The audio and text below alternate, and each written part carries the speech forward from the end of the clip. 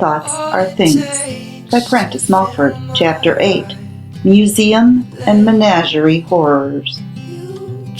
A menagerie of beasts and birds means a collection of captured walking and flying creatures, taken from their natural modes of life, deprived permanently of such modes, and suffering more or less in consequence. The bird, used to the freedom of forest and air, is imprisoned in the most limited quarters. Its plumage there is never as fresh and glossy as in its natural state. It does not live as long. The captive life of the many species brought from the tropics is very short, especially of the smaller and more delicate species. Bears, lions, tigers, deer, wolves, and all other mammals like liberty and freedom of range as well as man. In the menagerie, they are deprived of it. The air they breathe is often fetid and impure. To the burrowing animal, earth is as much a necessity and comfort as a comfortable bed is to us. The captured burrower is often kept on a hard board floor, which, in its restless misery to get into its native earth, it scratches and wears away in cavities inches in depth.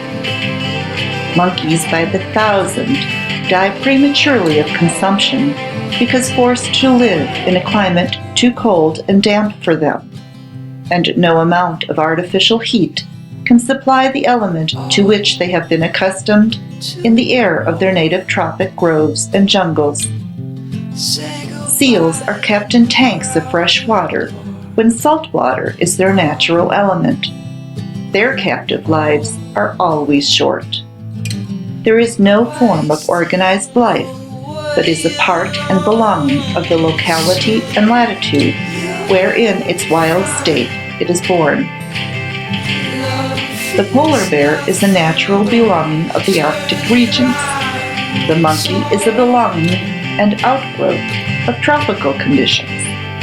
When either of these is taken from climes native to them, and out of which they do not voluntarily wander, pain is inflicted upon them. Go to the cheap museum, now so plentiful, and regard the bedraggled plumage and apparently sickly condition of many of the birds, natives of distant climes, imprisoned there. You see them but for an hour. Return in a few months, and you will not find them. What has become of them? They have died, and their places are supplied by others likewise slowly dying. The procession of captives so to suffer and die prematurely never ceases moving into these places. Ships are constantly bringing them hither. An army of men distributed all over the world and ranging through the forests of every clime is constantly engaged in trapping them. For what reasons are all these concentrations of captured misery now to be found in every large town and city of our country? Simply to gratify human curiosity. Simply that we may stand a few minutes and gaze at them behind their bars. What do we then learn of their real natures and habits in these prisons? What would be learned of your real tastes, inclinations, and habits were you kept constantly in a cage? Is the gratification of this curiosity worth the misery it costs? If a bird wooed by your kindness comes and builds its nest in a tree near your window, and there rears its brood, is not the sight it affords from day to day worth 100 times more than that of the same bird deprived of its mate and shut up in a cage? Will you not?